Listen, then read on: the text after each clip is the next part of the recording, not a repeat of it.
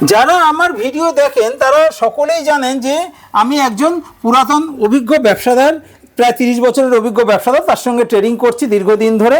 প্রথম দিকে ট্রেডিংয়ে যথেষ্ট অসফল থাকলেও এখন যথেষ্টই সফল, এবং ঠাকুরের অসীম কৃপায় আমাদের কাছে এই মুহূর্তে একটি দারুণ স্ট্র্যাটেজি আছে, যেটির নাম আমরা দিয়েছি অ্যাডভান্স 916 এইচএস স্ট্র্যাটেজি। যাই হোক, কাজের কথায় আসি।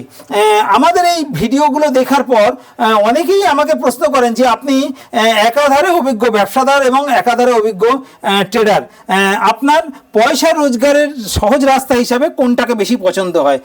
আমি সকলের উদ্দেশ্যে জানাই, দেখুন আমি এটা সম্পূর্ণ ব্যক্তিগত মতামত দিচ্ছি, এটা আমার মতামতের সঙ্গে অন্য মতামত নাও মিলতে পারে। আমি আমার ব্যক্তিগত 30 বছরের দীর্ঘ অভিজ্ঞতায় বলতে পারি যে ট্রেডিংকে তুলনামূলকভাবে আমি পয়সা রোজগারের সহজ রাস্তা হিসেবে মনে করি।